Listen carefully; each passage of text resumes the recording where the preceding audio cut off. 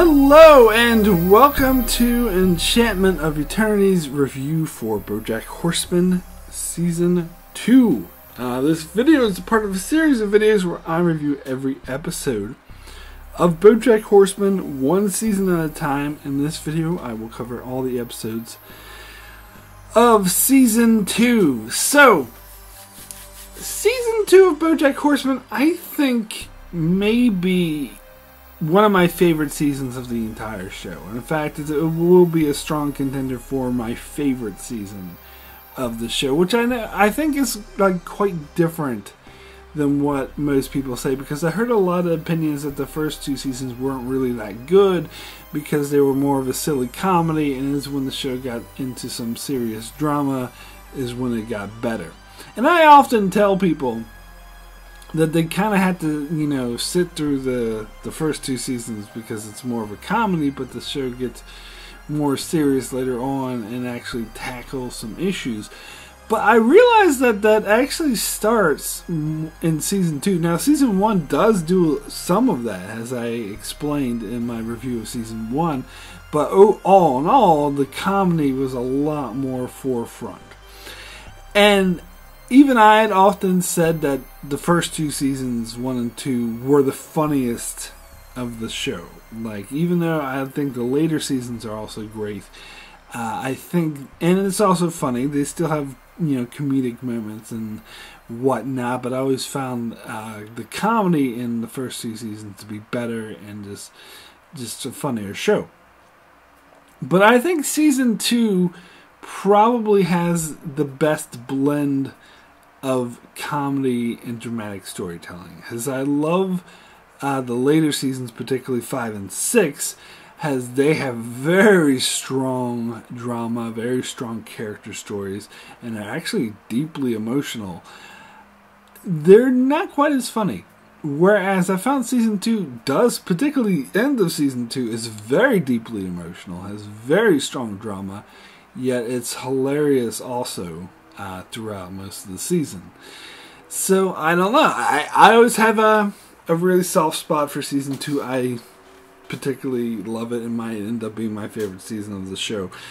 Now, I feel a lot differently than most people because I don't really care as much for Season 3 and 4. In fact, I will probably, from memory, say those are the two weakest seasons of the show. But again, bearing in mind, I think the whole show is great, so there's no such thing as a bad season.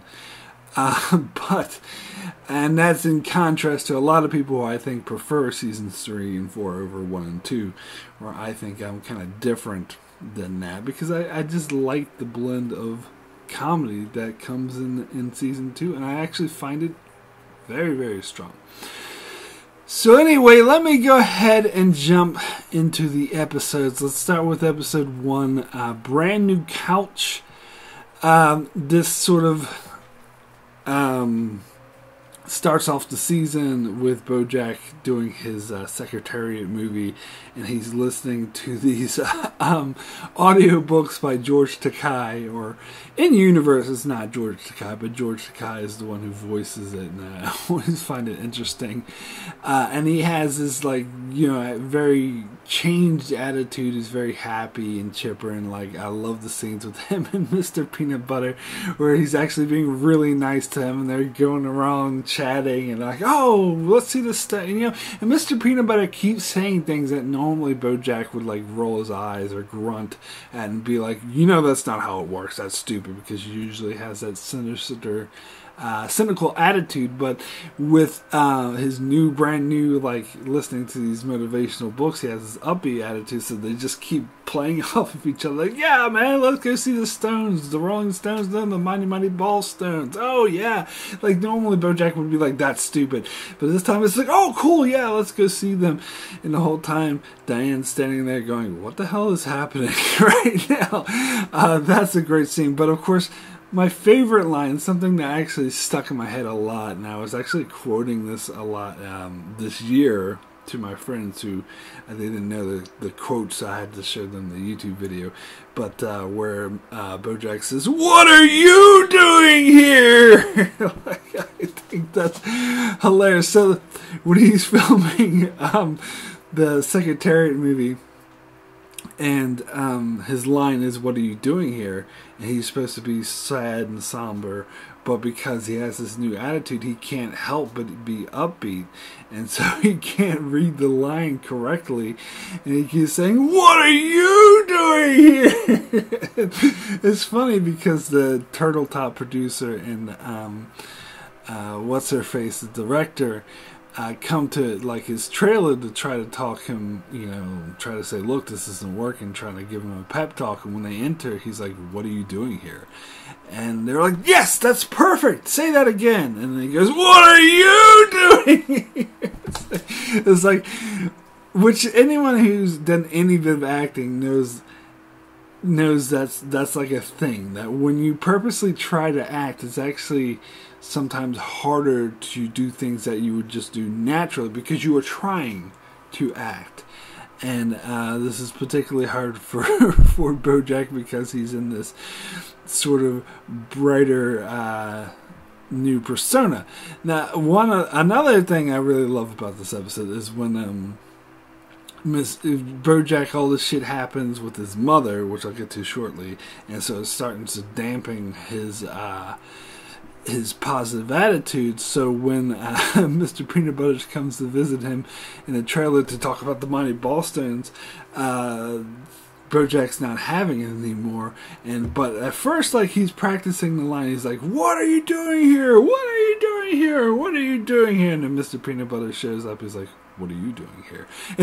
Again, he reads it perfectly when it's like natural, but when he's trying to act, I really love that. That was really relatable. Now, again, also I love the stuff with Bojack's mother, because we get the flashback at the start of the episode to tell just like how horrible. Like, they really, really, I think more so in season 1, get into just how horrible his mother, or his parents, but mainly his mother, in this season. They'll get to his father a bit later on, because they were both terrible to him. But in this season, this episode particularly focuses a bit more on his mother, and how she is just like, "You'll never be good, and you're a horrible person."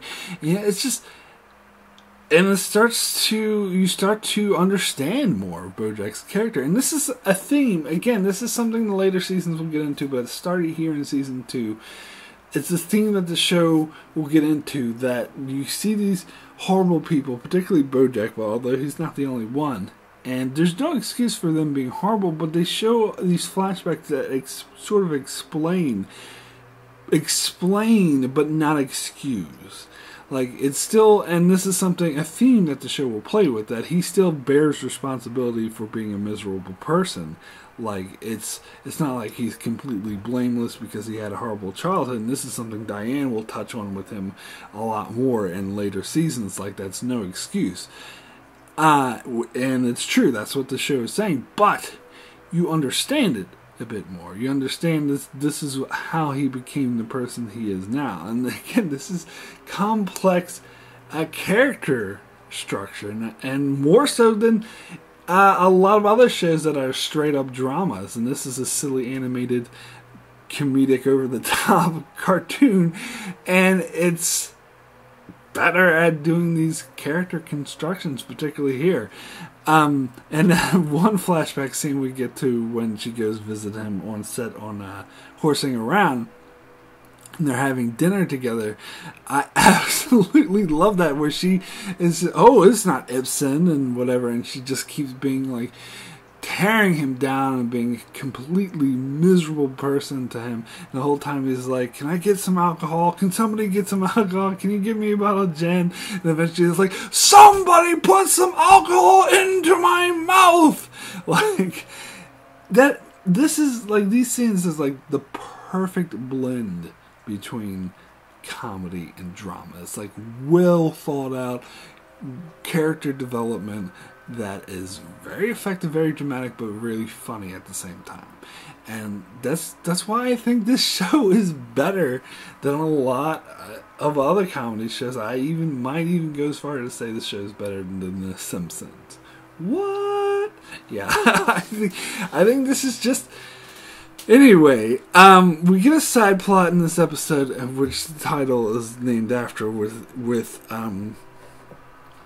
what's his face, Todd, having to find a new, or get used to the couch because Bojack has a new persona, so he bought a new couch that Todd doesn't like, and so Todd ends up sleeping in various places like the car and stuff. And actually, I really hate Todd side plots, which I'll get more to as the season goes on, but this one wasn't too bad because it didn't take up too much screen time. It was kind of off to the side, which is, as I said, always the best use of Todd. Like when they focus too much on him is when it starts to go downhill. But so this one was actually fine. So this is actually a really good episode.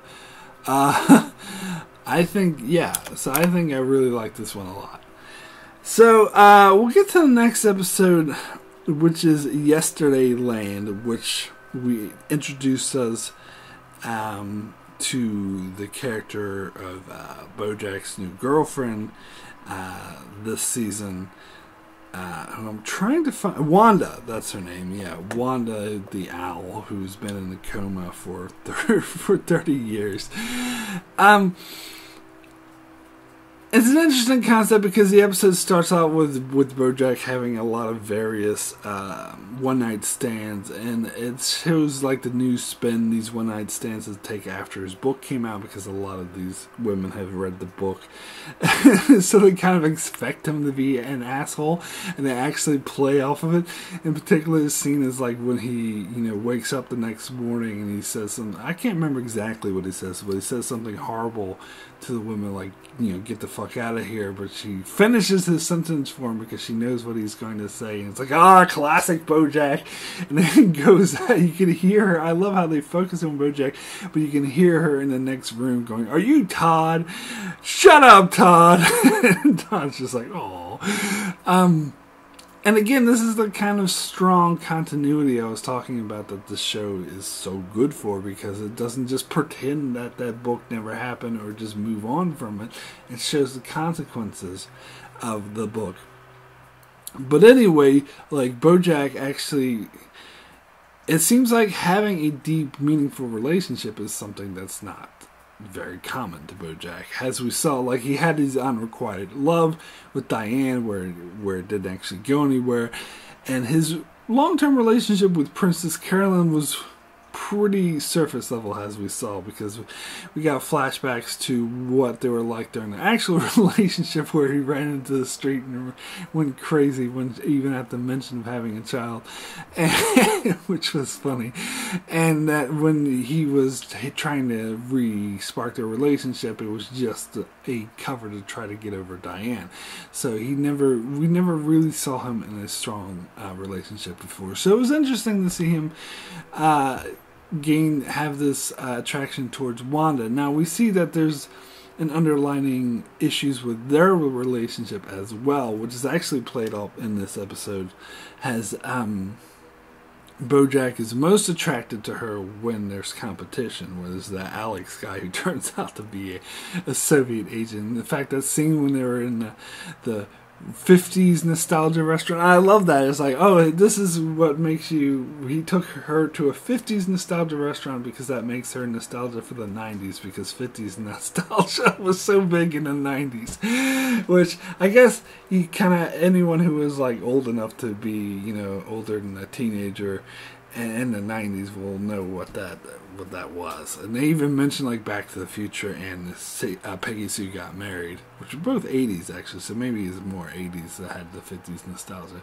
But anyway, that so they were called that, and that was a nice touch. But anyway, they were in a restaurant and they were playing that song, "I Just Met the Perfect Match," and Bojack and Wanda were staring at each other's eyes. But then the Alex guy showed up, who was also in the camera for 30 years, and then the record skipped and this song started over and they were staring at each other. That was great stuff.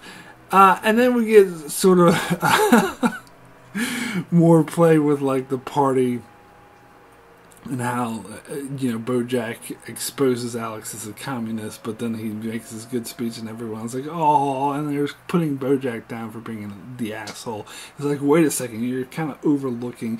And that joke I find is very similar to the Vincent Adultman joke, where like everyone else is being completely obtuse to the obvious truth when only Bojack can see what's going on. But it works. Like, I think that's I thought that was funny as well. But then we get this stupid Todd side plot with Disneyland, which I didn't really like. I mean, I will admit that thing when they were in court and they discovered that the real Disneyland accidentally had a typo with 2 eyes, therefore that let him get away with it. But the whole that was funny. But the whole conflict with him and Mr. Peanut Butters, Mr. Peanut Butters was trying to control him. Like, I didn't really care about that.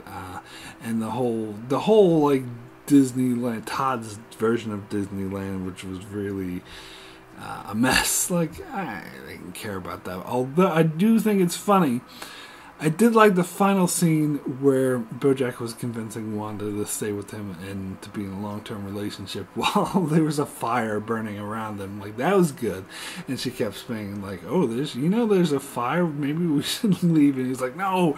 He keeps talking her. He talks her into where he asks her to move in together. And she hugs him and says yes, and you see the fire like spur up, like get much worse behind him, and Bojack's eyes like, oh, what the fuck did I just do? As she's just hugging him, like that is of course very obvious symbolism there.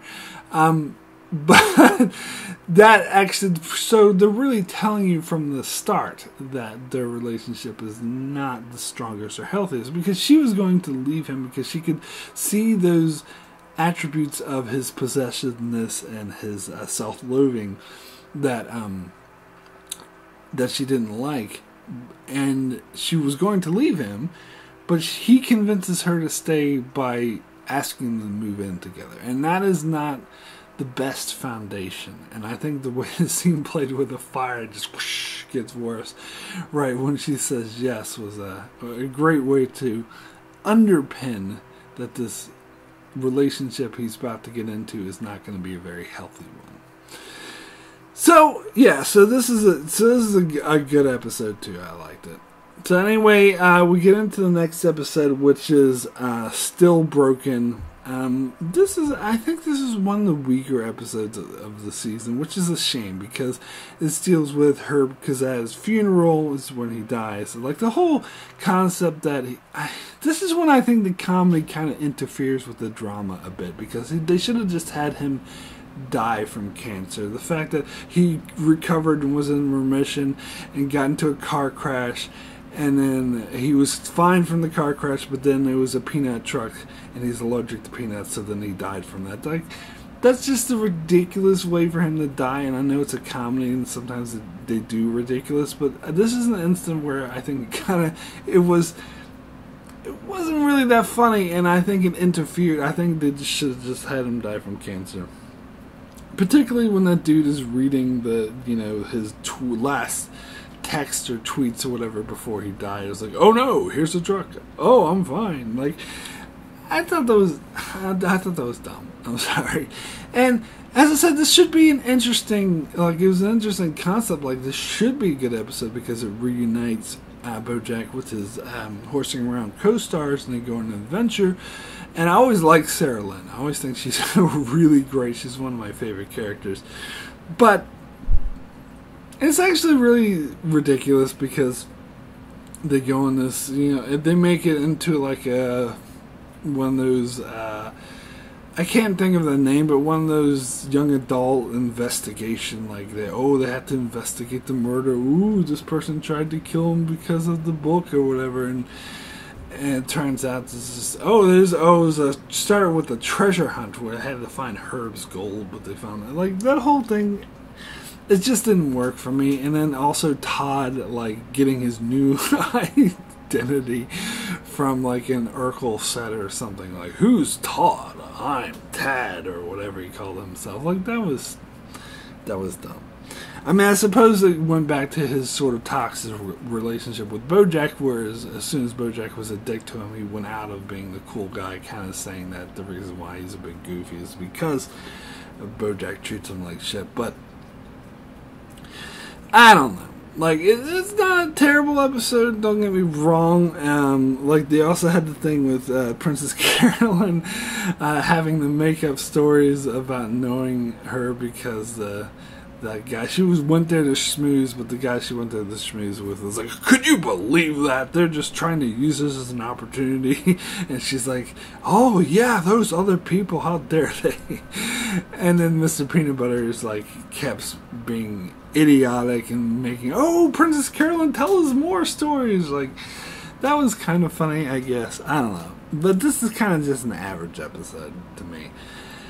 So, we'll get to the next episode, which is After the Party. And when I was first watching it this time around, I thought, oh wow, this is actually really great. One of those high concept episodes where it's, you know, Mr. Peanut Butter takes Diane out for a really nice day. They have a perfect day, but they get home and he throws her a surprise party, which she clearly does not want. And then we jump 2 hours later where Diane and Mr. Peanut Butter are like screaming at each other, and everyone is trying to make excuses to get out of there. And like the way Bojack and Wanda sort of play off each other, and like, oh, we have to go to the, and then just making up this ridiculous excuses of why they need to leave. And then after that, we follow the various different characters on what they do after the party, like, and so we follow. I think we start with Princess Carolyn and Todd, and then we go back to Bojack and Wanda, and then we go back to Mr. Peanut Butters and Diane, all what they did right after the party, which is an interesting format, but I don't think this episode was all that great. It was decent. Like, it was a decent episode. But, yeah, the storyline with Wanda and Bojack was where Wanda kept telling this really long, ridiculous joke without a punchline, and then they hit a deer. That whole thing with the deer seemed kind of unnecessary, and I didn't really get it. And then she told another joke, and it actually had the punchline from the first joke, and she's like, oh, some things are worth waiting for. Which I think is a good way to sort of delve into Wanda's character and how kind of flighty that she is, but I don't know. I didn't really get the whole thing with the joke. And here we have, with Princess Carolyn, her breakup with Vincent Adultman, of course, as I talked about in Season 1. I love Vincent Adultman, but this will be his third and final appearance, other than like a brief cameo in a couple episodes from now. Basically, when Princess Carolyn sees, you know, the kid who's on top of Vincent Adultman, she assumes that it's his son, when really it's him. And then he tries to sort of play, goes to visit her, and he tries to play off as if they're two different people, and he has to go back and forth, and he's like, oh, look over there. This is really sitcom-ish. I know that was the point. It was supposed to be like making fun of sitcoms like that, but I think this particular storyline, there's a line between making fun of a sitcom for being sitcom-ish and just being too sitcom-ish itself, and this kind of crosses the line, in my opinion. And so, even though I love Vincent Adultman, I kind of prefer his two other appearances to this one. But again, as I said, like, this Vincent Adultman is basically the same joke over and over and over again. Even though as much as I love that joke, it would become tiresome after a while. So I do understand why they had to break these two up. And of course, Princess Carolyn had to move on, because naturally, if she ever wanted to up her relationship with him, she would find out that it's three kids stuck on top of each other under a trench coat. So they had to end it at some stage.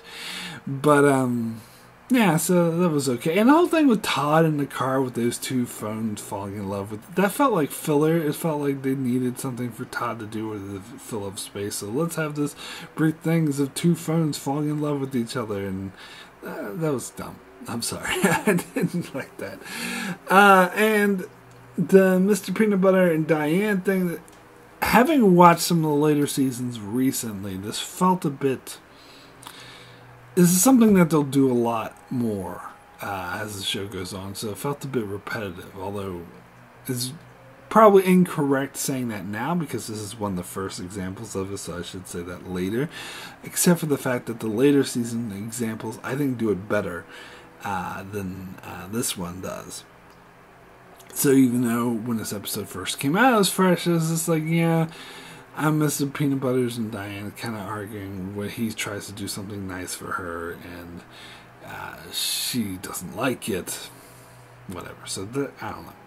So this episode's fine. Whatever. Anyway, we'll get into the next episode, which is chickens. Now, from recollection, I thought that this would probably be a strong contender for the worst episode of the entire show, and I didn't want to watch it. This is one of the, probably the only one so far in Bojack Horseman that the episode I actively did want to watch again, and I had to just because I'm doing my whole rewatch thing. I don't know if it was because I was a vegetarian for 14 years in the past, but now I'm eating meat, and this makes me disgusted that I am eating meat again. It's uncomfortable for me to have this sort of topic. I mean, because here's this weird thing with this universe, this fictional universe that Bojack takes place in, because the animals are very anthropomorphic and it's integrated into human society. This is something I forgot to touch on in season 1, which because bestiality is kind of a thing and it's kind of commonplace in this show, which is a really hard hurdle to get over. Particularly in season 1 when we're first introduced to it. But here they tackle the food topic of the world, where how can they eat meat if all the animals are sentient and sapient? They come up with some bullshit excuse in this episode that not all chickens are sentient. Some are bred to be like just dumb animals, but there are sentient chickens who breed the other kind of chicken. Something about that I just doesn't sit right with me, and I find it a bit disgusting.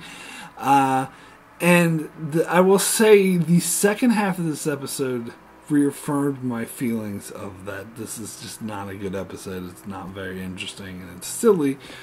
However, I ended up liking this episode a lot more than I thought I would. And I don't know if I'll say it's the worst episode of the show anymore, because there was one scene that had me laughing hysterically. Like, I was literally laughing really loud. And more so than, like, a lot of other episodes I've watched. And that was the scene where Todd was looking after that chicken, and the police, the officer Meow Meow, whatever his face was, comes over, and Todd tries to pretend that, oh, this is my wife, and she goes, Becca! And she's like, oh, Becca. It's like, so the chicken continues to make the chicken noises, but the people around them, the Meow Meow and Todd, act like she's actually saying something. And the way that this scene is played is, like, so perfect. And, like, the way the actors play it, they're so straight face, and just the pacing of it, like the comic timing in this scene is just perfection. But actually, like, they bring up, oh, who's your favorite composer? And he goes, Bach! Oh, Bach! And then he goes, Bick! Oh, yes, his pen is a Bic.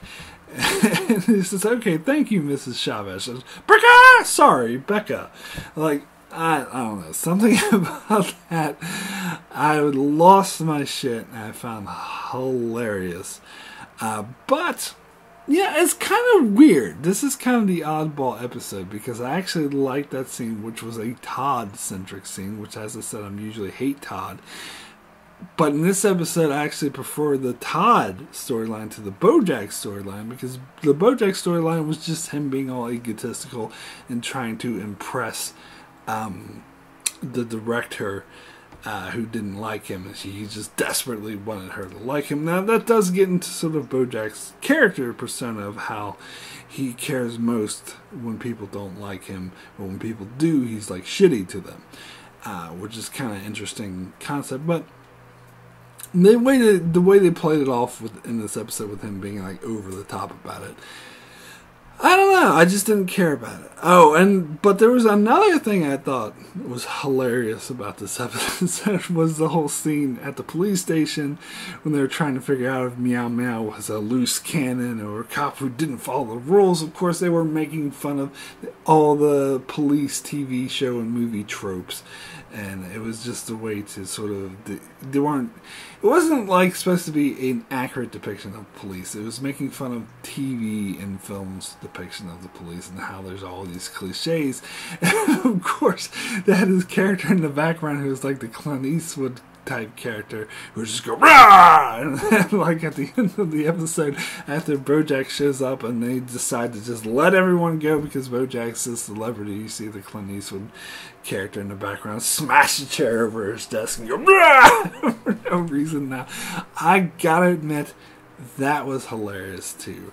But the other storyline with like the chicken for days and the farmers, I know it's supposed to be making commentary on the factory farms and stuff like that, and saying how free range is better, but showing that free range is actually not much better. Is it actually better? Which is something, I guess, as a vegetarian or former vegetarian, I should be concerned with, but I just don't like the way they tackled it in this episode. But anyway, so I still say it's not a good episode overall, but it's not completely terrible because there were some really, really funny stuff in it. So anyway, let me get into the next episode, and here we're going to get a stream of good episodes.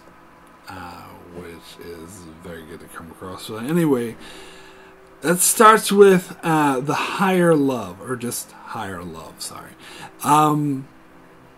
Which, this is a great classic episode. It's funny and kind of emotional at the same time. The way it starts off with, Bojack casually saying goodbye to Wanda in the morning, and he doesn't realize. He goes, "Okay, love you, bye," until he realized what he said, and Wanda's like, "Oh," everyone's like taken aback, and Tasha's like, well, because Bojack just said "I love you" to Wanda for the first time, and then he goes, "No, I don't," and then leaves. Like, that's. And then he tries so desperately because he forgot his keys, but he's too terrified to go back inside, so he just steals someone's stroller and just rolls down the hill. You can hear sounds of a car crash. That's one of the more effective comedy scenes because there's elements of truth to that. There's elements of character building, and it really gets into Bojack's character. Now, this is something they talked about in the first episode. Wanda was introduced, which I forgot to mention, is about how when he first realized he had feelings for her after they slept together, he's like, "It's the next day, and I still want to talk to you. I still want to do things, clothe things in daylight with you. What the hell is wrong with me?" So that is really getting to Bojack's character, that he's not used to having these long-term relationships, and he has a really fear of commitment, and is a really alien concept to him. So saying "I love you" to her like that was something that he just did not know how to handle. He says, "No, I don't," and run down. And of course, the rest of the episode, the way they play with this, is comedy gold while being great character building at the same time. Because it gets into the whole side plot with Corduroy Jackson. Of course, this is the episode that he dies in, and he makes an appearance in the penultimate episode of the entire show, all the way in season 6, which is great. Of course, I'll cover that when I get to season 6. But this is about how he had a whole thing about autoerotic asphyxiation, or whatever you call it, and that becomes kind of the sidebar of this episode. Mr. Peanut Butter finds that his old agent had died from that. But anyway, the scenes with Corduroy Jackson talking to Bojack about it, because Bojack's trying to avoid Wanda, so he's just like, oh, let's go out for drinks. And he keeps bringing up and he's like, I don't need to hear about the ways that you masturbate. And he's like, okay, well, let me talk about God, because I found God, and God brings all this life to me. And then Bojack's like, so what kind of string do you use to hang yourself?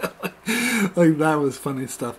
But anyway, how he was saying, like, it's dangerous, of course, and that he's like, gave Bojack his kit so he wouldn't do it. But then Bojack mentioned, actually, you don't really need a kit, you could use anything. And he's like, yeah, you're right, I could use anything. And that results to him killing himself because he uses something else, even though Bojack has this kit.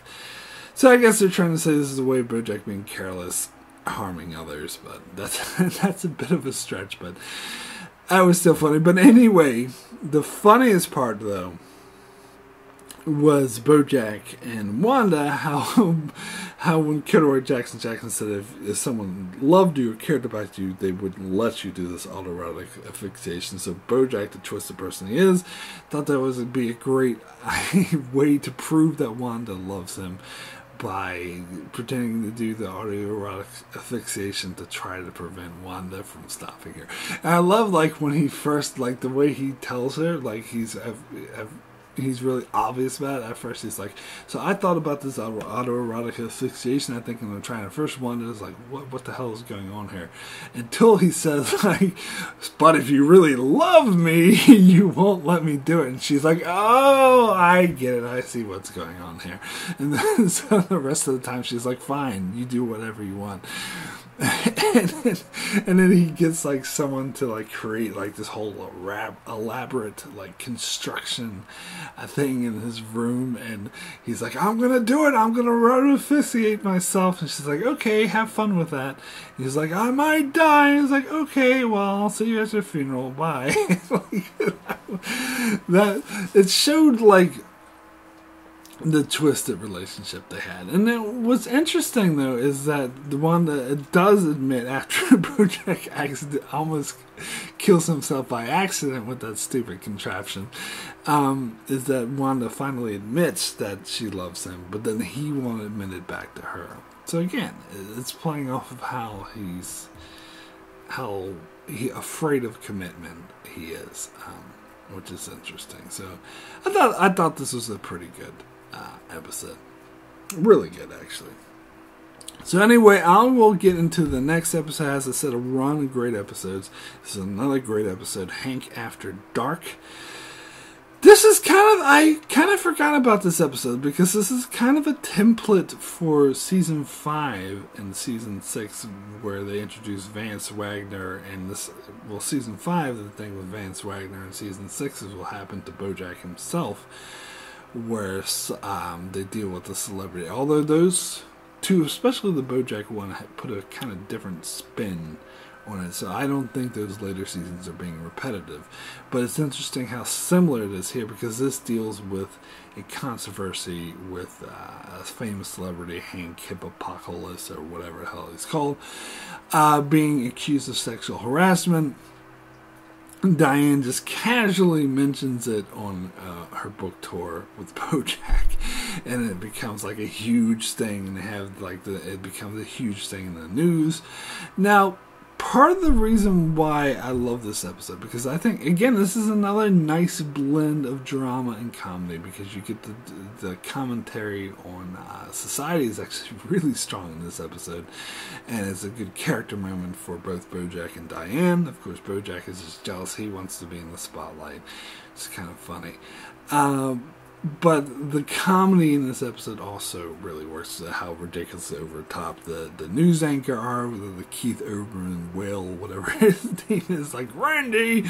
But like, that's hilarious, and like the way they're the satire. That's what I'm looking at. The satire in this episode is actually really strong. But another reason why I really like this episode is because the Todd side plot is actually good. This is one of the few examples, if not the only example, where I actually think both the A and the B plot are really good. Like, this Todd's side plot's actually really good in this episode. Who knew? Because, and it doesn't take up that much time, but it's about, I can't even remember the name of the country, but some country where it has this dictator pretending to be Todd, and Todd, like, they swapped or whatever because they looked alike. The scenes where they had the dictator guy, like, pretending to be Todd, and he's talking to Mr. Peanut Butters, and Mr. Peanut Butters is completely oblivious. Oh yes, in my country we don't. Oh, you Americans, and he's like, oh, silly Todd's typical Todd. Like, those scenes were hilarious. But what I like the best, particularly in terms of satire and commentary, was the fact that Diane and Bojack were getting, particularly Diane, was getting so involved and stuck up in this controversy with Hank and how everyone was treating Diane like shit and calling her a bitch or whatever, just because she was mentioning that there was allegations made against this guy, which I think is an analogy for Bill Cosby, if I had to guess. But anyway, what I loved about it towards the end is how, like, the news, when they would talk about the whole thing about the dictator of this country, whatever country it was, like, committing genocide, they would just casually mention, like, who cares about that? Let's talk about Hank Hippopoulos and this controversy. Like, that was the main thing. And one of my favorite things is towards the end where Todd finally, like, gets freed from that, and it's like, oh, he's trying to talk to Diane and Bojack. I think I just committed a genocide. When they asked me if the operation was a go, I said yes. I think that was the wrong move. And he's basically saying that all these people were dying. It was a huge situation, but the entire time Bojack and Diane were dismissive. And it's funny that both Diane, not just Bojack, was very dismissive of Todd and being like, oh, who cares about your Burning Man adventures? It doesn't matter. This is the whole huge thing, is the whole controversy with the sexual harassment. How can you, who cares about your genocide and people dying and being torturing when there's this celebrity who could have committed sexual harassment? That was great commentary. And also, I love how, because the show, and this will become a focus later on, particularly how Bojack is not like the hero type character, that he is flawed, and that's what makes him kind of three-dimensional and interesting. He's not a hero that you root for, which will become very clear at the end of this season. But I think what often goes underlooked is that the other characters in the show are also flawed and not perfect, because Diane in many ways is portrayed as, you know, she's the one who often gives Bojack the pep talks and shows him the flaws of his way, so you could look on her as kind of the good character, but this shows her flaws as well. It shows how she's so wrapped up and super involved in this that she's neglecting the fact that Todd was involved in some heavy shit like genocides, and not giving a crap that people were dying all around her because she's so wrapped up in this sexual harassment controversy. So I like that. And there's other episodes, I don't think this one, but there's other episodes that explores flaws on Princess Carolyn and Mr. Peanut Butters, and how these aren't perfect characters either. And I like that. I love that about the show, that it's not just saying, oh, Bojack's the asshole here. They are all flawed characters, because we're all flawed human beings in real life. So that's something really great as well. Okay, so then we get to the next episode, which is Let's Find Out. I kind of wish that they called this episode Hollywood Stars and Celebrities. What do they know? Do they know things? Let's find out. Of course, this is a running joke that was mentioned. It was built up to a couple episodes earlier, where they were building up this game show hosted by Mr. Peanut Butters.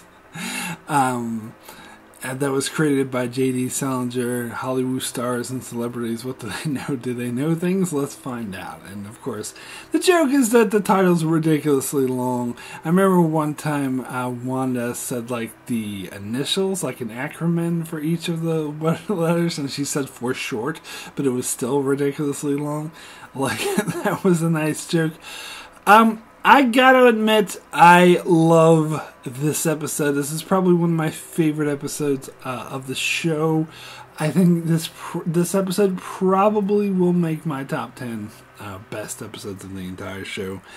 And I know it's not generally thought of as one of the best episodes of the show, but I have a soft spot for this episode. I actually really love this episode, even though it is mostly a straight-up comedy, unlike most of my other favorite episodes of Bojack deal more with the drama and the character stories and are very emotionally driven. Where this episode, not so much. I mean, it's not completely devoid of that. There is some of that in there, but of course the comedy is the much stronger element. But this is probably my favorite comedic show episode. It's probably the funniest episode of the show, I would say, and because of that, I find it's one of the best. Now, this seemed like sort of the big payoff because they've been building to this game show for a while, and so they sort of presented this, and they have this whole episode kind of hyper focuses on the one filming of the game show, which I really love. That's a format that a lot of episodes don't do, where it's really hyper-focused and localized, although they still manage to have a stupid Todd subplot, but it's still localized in this one location in a short amount of time. In fact, like, the episode begins with them, like, sort of parodying Birdman, which was, what was that called? Birdman or the Virtue of, I can't even remember it, but that had a long ass title too. And so, because that film was like one shot, so they follow people in one shot and they play this like poetry type drum music in the background, and so this episode begins in that sort of same format, like doing the one shot thing and having that poetry type drum music in the background. But they didn't follow it throughout the entire episode. But it's obvious that they were invoking that Birdman thing, because that was about the one night of their putting on this play, and this is about the one night of putting on the production of this game show. Now, I must admit that I am a bit... I'm not completely clear on what the statement or the analogy they're saying here with J.D. Salinger, because this is famous author known for writing Catcher in the Rye, and yet in this episode he's acting like this really crazy like TV producer. It's like, oh yes, push them to their limit if I'm not J.D. Salinger. Like, I guess I'm not familiar enough with this guy to know what the hell, if they are making a statement at all. Maybe it doesn't mean anything. I just find it a bit odd to put it that way. But I mean, it was kind of clear when they introduced him a couple episodes earlier that because he just hated people always talking about Catcher in the Rye and always talking about books. So Princess Carolyn's drawl for him, or her pitch for him, was he can go to a place where nobody gives a shit about books. So I guess that's the statement they're saying, that if he wants to get far away from any intellectualism or any like people caring about analysis on classic novels and stuff, go to Hollywood and become a TV producer. I think maybe that might be as far as that goes, but I still find it a bit weird.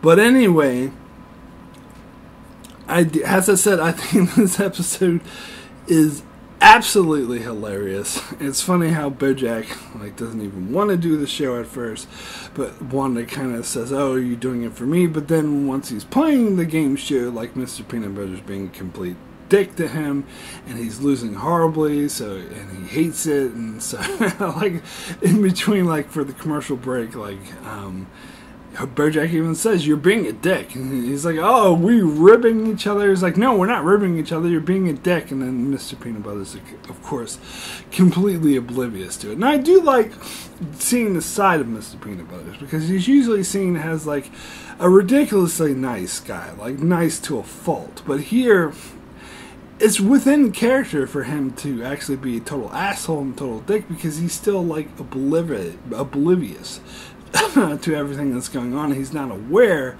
how big of an asshole he's being. He's just playing the role of the TV show host, which is, yeah, I think that's very funny. But then, of course, they bring in Daniel Radcliffe as the special celebrity guest. Now, from a meta perspective, Daniel Radcliffe apparently was a fan of Bojack Horseman, and somehow this got to the producers that he'd be happy to appear on the show, so they got him to appear on the show, so they wrote this part for him, which is in contrast to Andrew Garfield back in season 1, because they had Andrew Garfield in season 1, but Andrew Garfield refused to do the show, so they just had someone else voice the character, and then totally treated him like shit and have him fall and break every bone in his body. And here they're a bit nicer to Daniel Radcliffe and play him off as a huge celebrity that everyone loves because he agreed to do the show. But one of the funniest bits for me, of course, is when when he meets Daniel Radcliffe and he doesn't recognize who Bojack is, and he's like, well, when you're a celebrity, you meet so many people, it's hard to remember them all. And then he sees this production assistant. It's like, hey, were you the production assistant on Ellen? How's your mother doing? That was a pretty funny joke. And of course, to me, the funniest joke, probably of the entire show, was the way the episode ended, which I think was like the perfect way to end the episode, where Bojack ended up winning, and he had this, like, it's ridiculous. They had a huge pile of cash that they were going to burn. If Bojack got the question wrong, he would like earn double if he got it correct. And the question was, who played the titular character on the Harry Potter films? And Daniel Radcliffe is standing right next to him. He's like, He's like, gee, I don't know. When you meet so many celebrities, it's hard to remember. And Daniel Radcliffe is like, but Bojack, are you serious? I know what you're doing, but this is for charity. You can't be serious right now. He's like, oh, I don't know, Elijah Wood. Look on Daniel Radcliffe's face, and he's like, Elijah Wood! And they just drop the money, burn it all, and then cut the credits. Like, that's just perfect. That is perfect comedy, and I love it so much. I just love seeing like this whole game show played out after they built up to it for so long. Like, it was funny. It gets ridiculous on how hard they're making it on Bojack and how easy they're making it on Daniel Radcliffe. I love how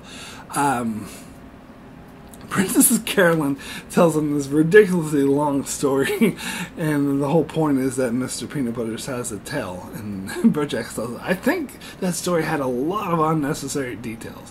But then, of course, Bojack uses the tell to like get every question right from then on, and kick ass. And of course, Wanda goes to him and says, like, could you please not win because people don't like you. And the whole thing with Wanda, she was very funny this episode too, going with her app. Whenever she mentioned username, it was always like Queef Master or something really ridiculous and disgusting. But anyway, yeah, the Todd side plot, I mean, it's not the worst, but it's a Todd side plot, and I didn't really care for it, about him having the feud with some random character trying to win the pen of J.D. Salinger. Although there's a couple funny gags in the side plot, I will admit, particularly the one area where he's arguing with that mouse lady who is fighting him with a pen, and they cut to him saying, and so children, it has an old man saying, so children, that is how I met this pen. And of course that was a huge parody on How I Met Your Mother, which is a show I've never seen, but I got that's what they were doing, and they were trying to make it off as this is future Todd saying that this is, because they cut to them arguing and saying, oh, actually this is How I Met Your Mother, but then of course he says this pen, and then of course J.D. Salinger shows up and then saying that Todd got back into hair and makeup because this whole episode he keeps going in and out of hair and makeup, and he's like, get out of hair and makeup. So that was a funny gag, I must admit. And also I think I should point out that in this episode, Todd's actually being a dick. Like in most episodes, he's not. He's kind of the cheerful, lovable little skank or whatever. But in this episode, he's actively being a dick. So I think that is maybe a tad bit out of character for him. But anyway, I'm sorry. I love this episode. But also, I mentioned there were some dramatic moments in this episode, and that comes in.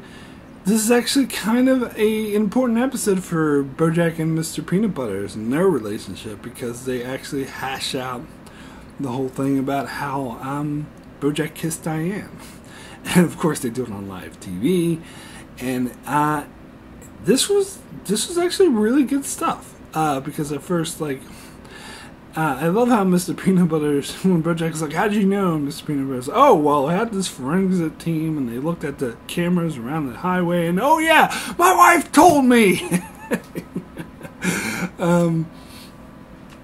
But this actually shows him being real, because Mr. Peanut Butters has been nothing but nice to Bojack throughout the entire show, and Bojack treats him like shit.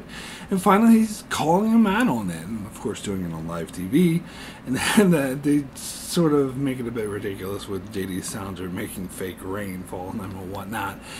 But I actually think it was a really heavy scene, important scene for them, because Bojack admits, like, when Mr. Peanut Butter is like, why do you constantly treat me this way? And Bojack finally admits, and it seems like he's being completely honest here.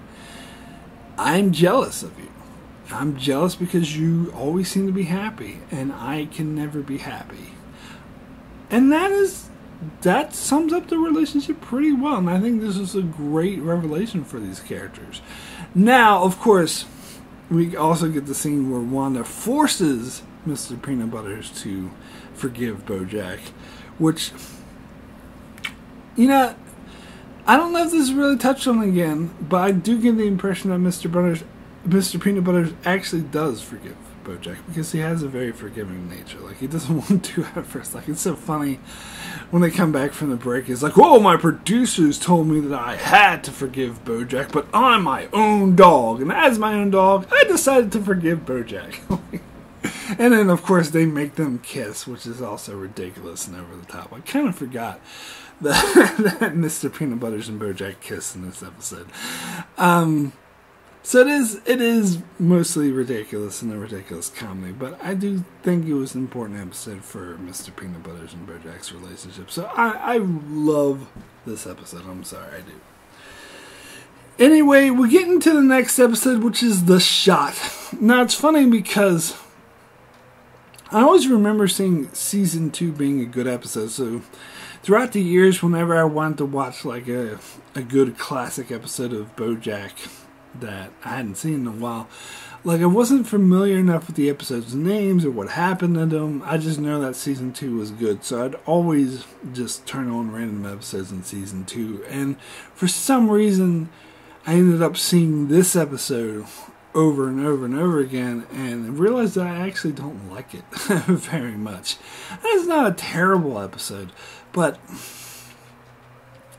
I don't know. I just don't get into it. It's the whole thing about Bojack getting with the director to try to sneak in the shot of Nixon in the Secretariat movie that Turtletop doesn't want into it, so they have to do this guerrilla thing. And I gotta admit, there's some funny gags involved, such as stealing the model, and then, of course, they have the whole museum's under lockdown because they stole the model.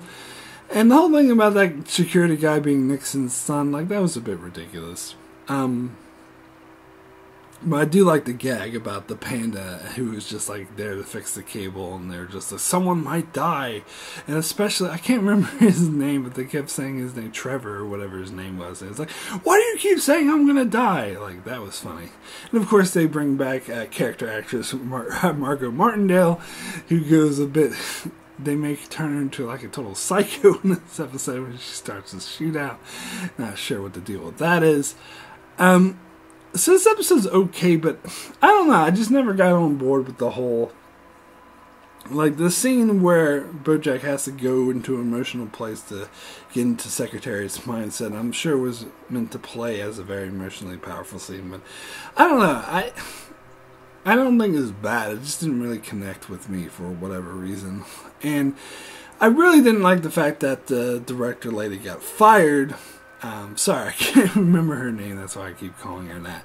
I'm going to look it up now so I know her name. But anyway, I didn't like how she got fired at the end of the movie because Turtle Top was just being an asshole about it. It's like, oh yeah, you went and got that scene that I told you not to get. And the funny thing, I fired her because of that. Kelsey Jennings. Yeah, that's her name.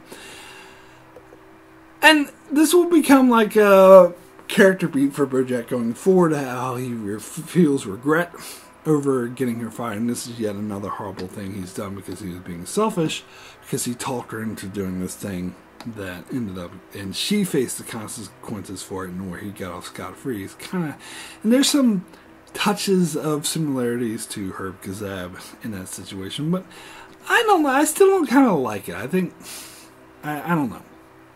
Something about it just doesn't fit right to me. But overall, it was an okay episode.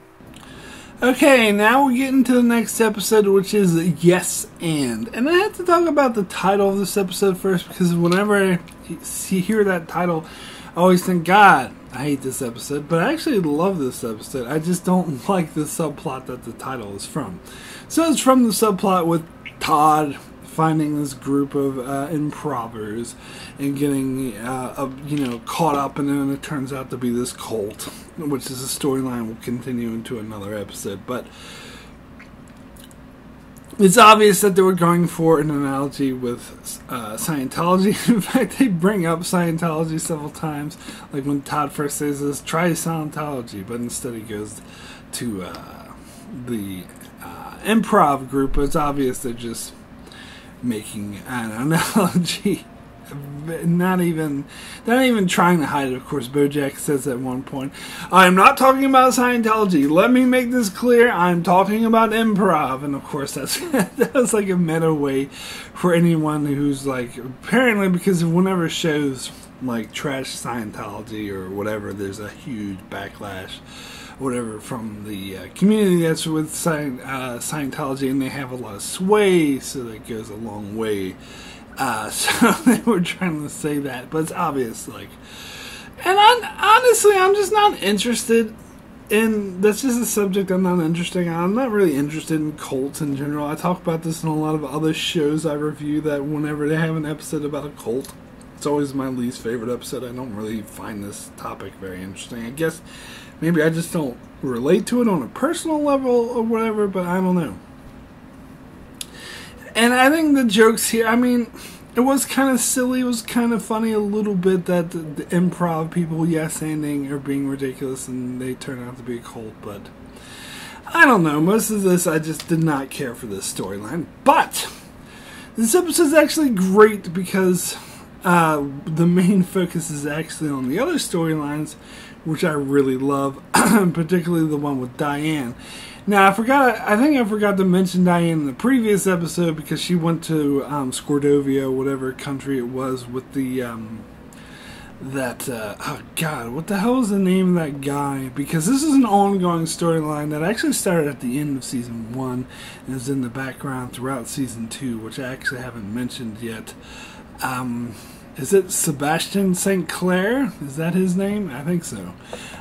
Who was like, you know, in these war-torn countries, and he wanted Diane to write a book about him. And so in the previous episode, she went there and found out that he was actually a dick, and he's egotistical, and he doesn't actually care about helping people. He just wants to be famous and wants people to think of him as helping other people, but he was actually like quite cruel to the people who are suffering. And that was a pretty cool subplot, because it's, you know, it was narrated. Diane says she's reading a book, and at the very end she says, I'm never actually going to write this book, and so the narration just stops abruptly.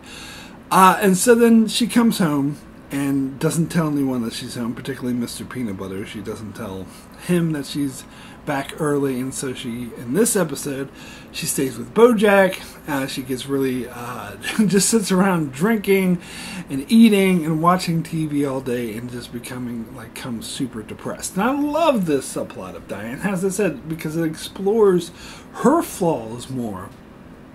And how, because we explore Bojack's flaws a lot, and we sometimes forget that these other characters are completely flawed as well. And I just found it a really character building for Mama that she couldn't bring herself to contact Mr. Peanut Butters and tell him that she came home early, and she felt really depressed that her excursion to Scordovia was a failure, and to find out that who she thought was this huge humanitarian nice guy turned out to just be a rich egotistical asshole. And the scenes with her and Bojack sitting around drinking and watching horsing around and stuff were hilarious. I love that. And it's kind of funny that Bojack and Diane's relationship were at their strongest when they're depressed and just drinking, because essentially Diane became more like Bojack. Now Bojack himself, of course, is going through his own woes because he got Kelsey fired in the previous episode, and the movie was taken over by this fish guy. I don't even remember his name. It's not important, but he is turning the movie into a silly farce and completely destroying what Bojack thought was his life's work. Because if we recall, in season 1, his main ambition, his goal in life was to play secretary in the movie. He tried to do this in the 90s, but it fell through, and he desperately wanted this role, and he had to force his way into it, and he finally got the role. And because of his fuck up, because he talked Kelsey into doing this gorilla scene, she got fired, and they turned the movie into a whole sham. Of course, the movie was kind of already turning into a sham, which is why they wouldn't film the Nixon scene in the first place. But still, it's a strong commentary about what he thought his life was all about, what he thought was his main goal in life to achieve, turned out to just be nothing, and just to be a huge disappointment. And so he was super depressed as well. And so him and Diane were hanging and drinking, and this, of course, put a huge strain on his relationship with Wanda, which has slowly been starting to go downhill. And then we get the dinner scene where where Bojack goes with Wanda, goes to the fish guy's house to have a family dinner, and Bojack just kind of casually mentions that the movie's a piece of shit, because he thought that the fish guy was aware of this, because he said it's no Casablanca. But then the fish guy, of course, gets really insulted, pissed off, climbs on the table, and how dare you come to my home and call my movie a piece of shit. And so he makes it his goal in life to make Bojack miserable, because Bojack wanted to go to New York to be in this play after the movie is finished filming, but the fish guy is making the movie drag out forever just to piss Bojack off and makes him do all these horrible things, and it just shows what a hell Bojack's life has become, and that way it kind of relates to Diane. And, of course, we also get the epic breakup between Bojack and Wanda, which I thought was extremely powerful and poignant. I actually really liked the Wanda storyline this season. I think it was one of the strengths of the show. And I love how, because as I said before, their relationship was shown as flawed from the beginning, but here it comes to a head where they both realize this, and Wanda has this classic line of, when you look at life through rose-colored glasses, all the red flags just look like flags. And this could also be applied to the next episode with Bojack, which I'll get to shortly. But it's kind of saying that, if you look at everything oh, this is perfect and whatever, you don't realize that you can't see flaws in the other person. And Bojack even says it. She says, "What happened to you, Bojack?" And he's like, "Well, you got to know me. You got to know the real me, and now you're leaving me." And again, this is a key point to Bojack's character, is that he's a miserable, horrible person to everyone, and he gets depressed over the fact that he's miserable to everyone, but he can't help but be miserable to everyone, which is, of course, a huge ongoing character story for Bojack throughout the entire rest of the show. But it works really well in this episode, so that was a powerful moment. So I actually love this episode, despite that stupid Todd subplot. Anyway, we'll get to the next episode, which is Escape from L.A., and this is a very strong contender for my favorite episode of the entire show. I don't know if it will be my #1 episode, but it's a really strong contender for that. This is the episode that really first made me realize how great of a show this show was. This is when I realized it's not just a stupid, silly comedy. I know for a lot of people, this happened in season 1 with the telescope, but I think this was even more powerful, more poignant. Like, I think of this episode as one of the stronger, most emotional, dramatic episodes of any show I've ever seen. And there is comedy in it to be had, but the character story is just so damn powerful. So Charlotte's a character who has been teased since season 1. Like, if we go back to my favorite episode in season 1, Downer Ending, like, Bojack had this whole delusion that he grew old with Charlotte and they had a child together, and it was like this huge regret in life that he wished he had lived a simple life with her. And so here we kind of see him leave LA to go to New Mexico, where she said she lived, to try to get that. He wants that perfect life. But when he gets there, he sees that he's too late. That she has already moved on with her life, and she has created that simple, perfect life with someone else. Which, of course, is a huge blow to Bojack at first, and he tries to hide this. But he still tries to, even though he knows that Charlotte is with someone else and she already has 2 kids, he still wants in on that perfect life. And it's like the episode's created so well to be like, go back to the perfect sitcom. Like, they have the opening credits had changed to be like a stereotypical 80s or 90s sitcom theme with a Kyle and the kids. And it shows that this is the life Bojack wants, but it also shows that he's being unrealistic and that he's thinking of life as a sitcom and not of real life. And it's interesting that Charlotte kind of wanted him back in her life as well, as she invited him to stay longer, and she kept trying to get him to stay longer, but he, of course, desperately wanted to, but didn't want to appear that way. Now, it's also funny that Charlotte's daughter, Penny, saw right through Bojack and realized, because, of course, Bojack, when asked why he went to New Mexico, he didn't want them to know that, he just came there to see her. So he came up with this bullshit excuse at the last second. He's like, "Oh, I'm here for a boat show," which is ridiculous. And Penny pointed this out. Why would you go from LA, which is on the ocean, to landlocked New Mexico to a boat show? It makes zero sense, which is quite funny. But Penny, I think, bought this because she wanted. I mean, not Penny. Sorry, Charlotte bought this because she wanted to. I think because she wanted Bojack there. Where, of course, when Penny called him out on this, he, like, flat out said, like, "Look, I don't like the person I was in LA," which is a very sort of powerful statement.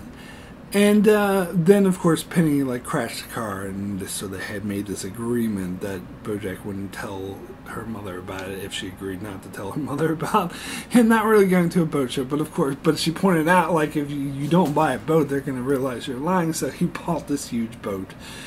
And it's interesting because it said, "Oh, you can stay a little bit longer," and 2 months later, he's still there, and he's all become kind of part of the family, and even Kyle really likes him, and he likes Kyle as well. He's like, "Oh, big guy and being nice," and I like the character of Kyle. Like, he's like played as like kind of the typical dad, I suppose, the lovable idiot who's like really goofy but really nice. Is really oblivious to what Bojack is really doing, of course.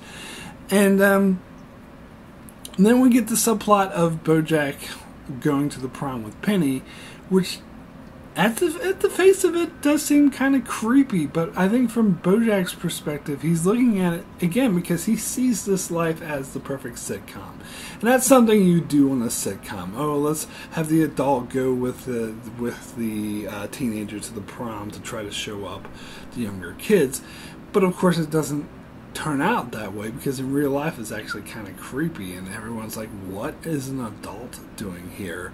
And he buys them alcohol, which ends up having like dire consequences as one of the girls gets alcohol poisoning, has to go to the hospital. I mean, he has like a lovely night with Penny and they do dancing or whatever, but in reality, like, the friend has alcohol poisoning and they have to drop her out to the alcohol, which Bojack shamelessly says forces Pete repeat. And that's the one thing I kind of didn't like about this episode, the whole Pete repeat joke where he's like, I say everything twice, but he never actually does. Like, I don't know. That didn't bother me too much though, but he forces him to like lie. So this is a really dark moment for Bojack. And again, this show has amazing continuity because this will come into play later on, all the way over in season 6. But anyway, so when they get back, Penny wants to have sex with him because they kind of connected that night, but Bojack very rightfully rejects her and realizes, that's a mistake. She says, oh, but I'm 17 and the age of consent in New Mexico is 17, but Bojack's like, that's, just because it's legal doesn't make it right or not creepy, so no. But then he goes and hangs out with Charlotte, and his feelings of romance and love and wanting to have the perfect life gets the better of him, and they kiss, and Charlotte realizes that's a mistake because she loves Kyle and they're married and they have a family together, and Bojack could potentially ruin that, but Bojack doesn't care. He sees this as this opportunity to seize. He wants that perfect life that we saw in the dream sequence at the end of season 1. Where he thought she lived in Maine, but it turned out she lived in New Mexico again, which is another way to say that is what he imagined isn't what he thinks it is. But anyway, he wants that perfect life and grabs at it, and he thinks this is kind of a brave moment for him to like reach out for that perfect life. But then I love sort of Charlotte's counter to this, because they had the scene in her in season 1, which was the flashback when she was talking about LA and how it was a tar pit and it's poisonous and it brings you down. And Bojack mentions that to her, and she says, I don't even remember saying that. And then she also brings out the tar pit isn't a place. It's not LA. The tar pit is you. It's the old saying is that wherever you go, there you are, which is a very poignant saying, is there for a reason, and it's very relevant to Bojack, who this whole episode is about him thinking that LA has destroyed him and turned him into a horrible person, but he is who he is, regardless of where he goes, and moving to a different place isn't going to change who he fundamentally is. That if he wants to fundamentally change, he needs to change. And then, of course, she tells him to leave tomorrow, that he can't have her around, that he makes her too sad, which again makes sense because Bojack is a sad person. But Bojack desperately wants to stay, even if it means he can't be together with Charlotte. He's like, look, I just pretend I didn't kiss you, just move past this, I'll respect you and your love for Kyle, just let me stay in this perfect life. But she's like, no, because he doesn't really have a place in that life. And that's a very powerful moment. Of course, this is a very, affected Bojack so much, and this was a very strong, traumatizing moment for him, that when Penny comes and hits on him the second time, he again rejects her, but he leaves the door open when he goes inside. And we get this really, really harrowing scene, and the music reflects that, where Penny sees one of the balloons floating by, and then she hears girl's voice coming from Bojack's boat goes inside to see Bojack and Penny in his bedroom undressing each other. And fuck. I mean, god damn it. That may be one of the most powerful moments in the entire show. And then, fuck, just the fire of Charlotte, where Bojack tries to make an excuse for her. He's like, no, get the fuck out of here in 30 minutes or I'm calling the cops, and if I ever see you again, I'll fucking kill you. Like, oh, that was just so damn powerful. Now, this is something I'll address in later seasons, though, is that Penny will look back on this as a traumatic moment. But I don't know if that was completely accurate, because I won't defend what Bojack does here. Because, granted, he was stopped, they never actually did anything, and even though it was legal, as I said, who cares? That's not the point. That is legal, so I'm not going to defend Bojack of what he did here. But from Penny's perspective, she said she was more than consensual. She kept pushing for it. She says, I want this, I know what I'm doing. Now, she is kind of too young to fully be aware of the consequences of what she's doing, but I think that's true with teenagers, with anything they would do, not just sex, and not just things that involve the older people. There's a lot of stupid shit that teenagers do that they regret later in life.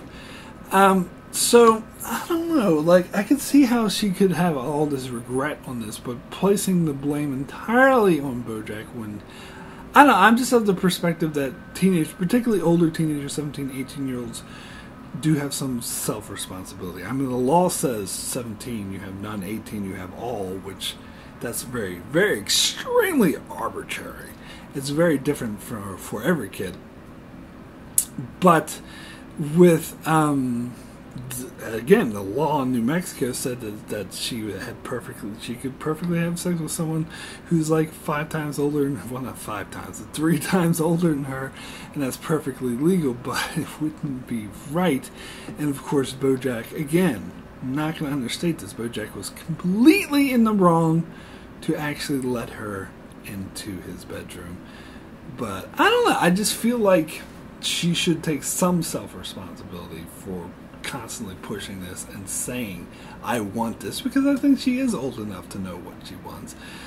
And all teenagers make stupid mistakes. You know, people make stupid mistakes into their 20s and 30s, so I don't know.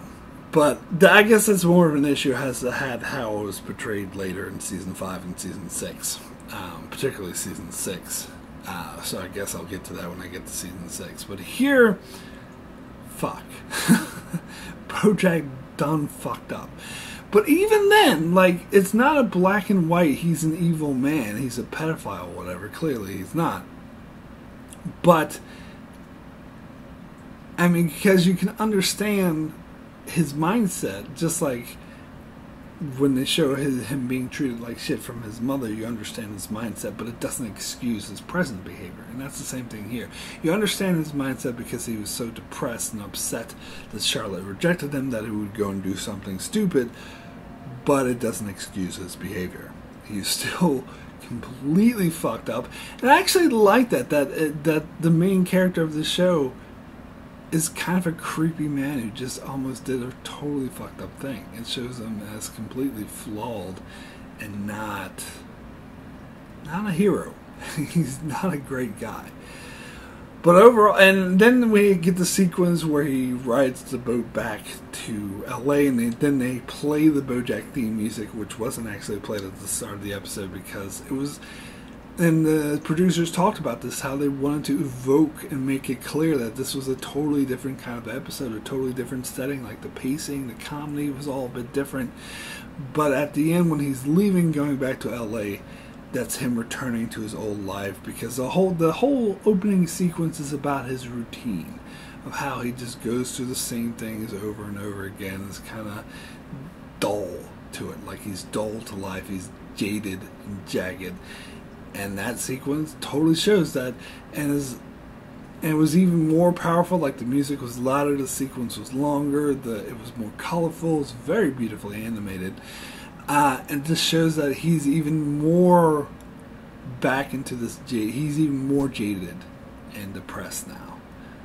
So, which is a very ironic statement, because he thought he was living this perfect life, but he's actually, and he wanted to escape the person he was, but it actually hurt him even more and made him, he acted more shamelessly and was more of an asshole than he was in LA. So he became a worse person, not a better person ultimately, by trying to escape who he was.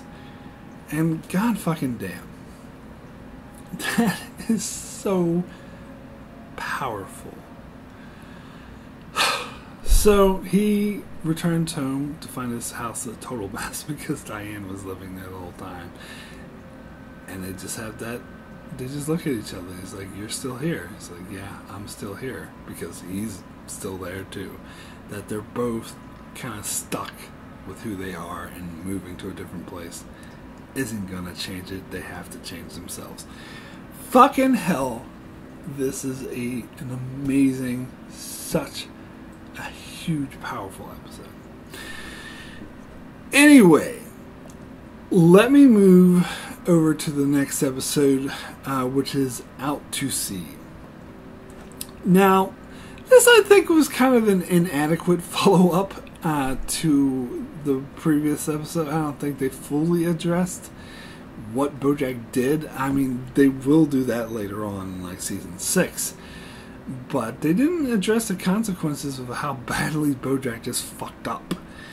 And instead it's about him sort of reconcile with Todd, and we get into the stupid subplot of the improv thing, which I think is dumb.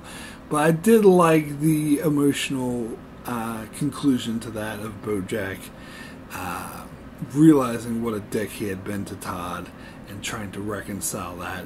And of course, when he goes to break Todd out, they have that pretend improv fight where, "I have a guard killing machine, boop bop beat," and the guard's like, "No!" Like, that was ridiculous, over the top.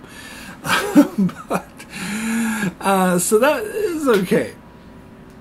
Now let me get into the Princess Carolyn of it all, because there's again an ongoing storyline with her that I haven't addressed this season. That her with the rabbit guy, I can't remember his name, where he was he made her feel better, and then they formed this relationship. And he was married though, but he kept assuring her, "Oh no, I'm getting divorced. It's all going to be fine," and they're going to leave the agency together and form their own agency. But then she, in this episode in particular, she realizes that the guy is a bit of an asshole, because he kind of just playing off of the fact that he's not leaving his wife. He tries to brush it, "Oh yeah, but yeah, whatever, by the way." And eventually, like, when Princess Carolyn presses him on this, like, "Look, we've been sleeping together for 3 months and you're still married, and you assured me that you'd leave your wife." And he's like, "Well, just deal with it, because you're old. I'm the best you can do. You're not going to do any better." And god damn, that was just, what an asshole. What an asshole thing to say. And I don't think this was out of character for him. I actually think this is perfectly in character to the way this character has been portrayed. It's just she was only seeing one side of him. She was seeing the side that he was presenting to her as this, like, cheerful whatever guy who adored her and made her feel better. But even then, you go back and look at the earlier episodes, there was the foreshadowing that he was, even though he was making her feel better, he was kind of in it for himself. He got like this selfish appeal out of it. Like when Princess Carolyn didn't react the way he wanted her to, he'd get really sad and be like, "Oh, Princess Carolyn, you didn't stomp your foot." So I think this made total sense. It's kind of similar to the thing with Bojack and Wanda, how Wanda finally saw Bojack for who he was, where Princess Carolyn finally saw this rabbit dude for who he was. It's not like his character changed, he was just seeing the real him and realized, actually, no, I don't need you. And she swindled him out of the agency because she put the whole thing in her name because of his marriage reasons or whatever, and that got the better of him, and She just stole it from him. And this is, of course, another character we'll see again in season 6. But, so that was good. I like that storyline. Now, there's something that bothered me about this episode was the whole thing about the Secretariat movie, because Bojack, of course, when he went to New Mexico, he walked off set, and one line that keeps repeating through my head is actually from the previous episode that I thought was really funny, when Princess Carolyn was talking to him on the phone, and he said that he was in Tasuka, New Mexico. It was like, if you don't get your ass back to set, you're going to get sued. I think she even said, are you stupid? Anyway, he didn't get sued, and they decided to just do the movie without him, with a CGI version of him. And in fact, the CGI version of Bojack was a much better actor, so they just replaced all the scenes he already filmed with Bojack. Now, I have several issues with this, and going into season 3, because, now granted, this is a silly comedy or whatever, but I earlier praised Bojack for having a strong sense of continuity, and this does not fit. It doesn't fit, first of all, that this will become, because in this episode they watched the movie and Bojack was like, wow, that was a great movie. That doesn't make any sense. Because the whole thing, and we saw scenes that the fish guy was filming with Bojack, and the movie was shit, and the movie didn't honor Secretariat at all, so now all of a sudden it's a great Oscar contender movie, and it's kind of setting up for Bojack to like go to the Oscars, which we get into season 3, and he becomes this real famous actor. And I know it's a comedy and there's a gag about the CGI Bojack, but that's not realistic. I mean, maybe they'll be realistic like 20 years from now, but that's too ridiculous for me. I'm sorry. I just don't like it, and it's inconsistent that the Secretariat movie is all of a sudden a great drama, which that's how it was supposed to be under Kelsey, but when the fish guy, that was the whole point. It's like, I don't, it bothers me. I don't know why. Now, the season finale of Bojack every year, and I just started to realize that is really even more so than most seasons, most other shows, is setting up the next season. Like, you say that actually happens a lot with Game of Thrones, where the finale is kind of wrapping up the previous season and setting up the next one. Whereas Bojack kind of does that, but I think it's more interested in setting up the next one. I mean, kind of wraps up the storyline, the stuff with Princess Carol and the rabbit and Todd and his improv people, but doesn't really address the previous episode of Bojack and what happened to him in New Mexico. But more so, it's setting up the next season. And I realized, I think at the finale of every season, they introduce a main character who's going to be in the next season. Season 1, they introduced Kelsey and the director, because it was him, and he auditioned for Secretariat, so it was setting up for him to be in Secretariat. This season, we introduce Anna, what's-her-face, the publicist, who will become an important character in Bojack's Oscar run. They set up that he's going to have this huge Oscar run, which is what season 3 is about, at least at the start of it. And I think this is the episode they also set up the fact that Bojack did another show, which is an aspect they'll explore more in season 3, and that I think is a terrible retcon, but I'll get to that when I cover season 3. And so they're very strongly setting up for season 3. And I realize that they do this every season. I think at the end of season 3, if I'm remembering correctly, I think they even introduced Hollyhock, or at least implied her. I'll have to wait till I get the finale of season 3, but I'm pretty sure that was the case. And I know season 4 they introduced Flip, who was ended up running the TV show that Bojack was in, Filbert, in season 5. And then season 6... or the season 5 finale, I can't remember that. Oh, that introduced the concept of rehab, which is the very least. So they didn't actually introduce any characters to my knowledge. So maybe that's the exception. But it seems like every season other than that, they introduce a character who's going to be a main character next season. But anyway, I don't know. I guess it's kind of interesting that but it seems like they're kind of forgotten this season and had already moved on to season 3, but I don't know. And that ending when Bojack is climbing up the hill and that monkey baboon, whatever, who like runs up very fast. It's like, oh, it gets easier.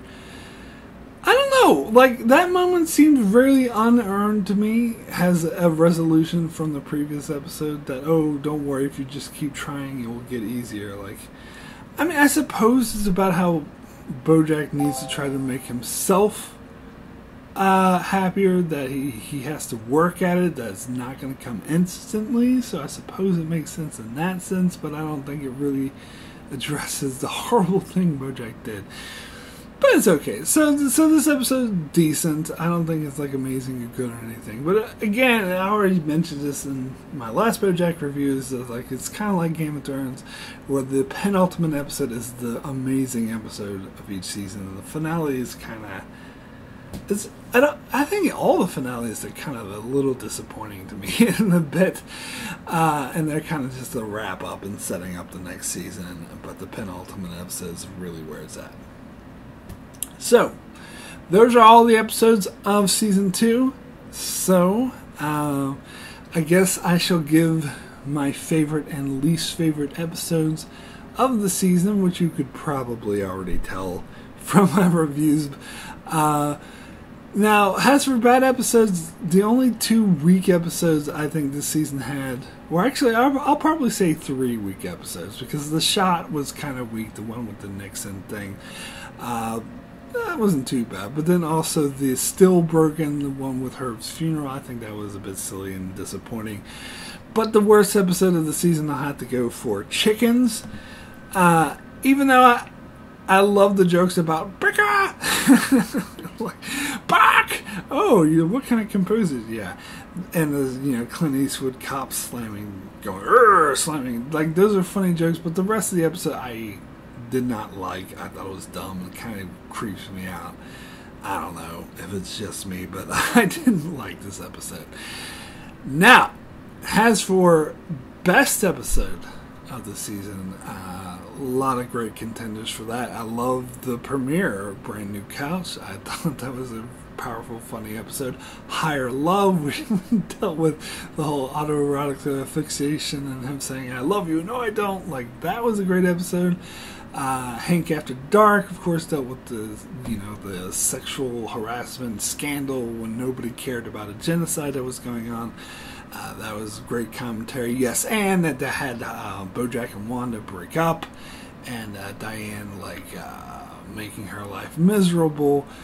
And really close contender for best episode would be Let's Find Out. Of course, I thought it was hilarious. The whole thing was Elijah Wood, and the whole thing with Bojack and Mr. Peanut Butter is really powerful.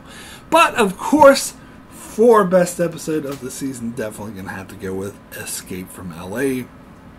As I said, this may be my favorite episode of the entire show. Maybe, I'm not sure, but it was so damn powerful.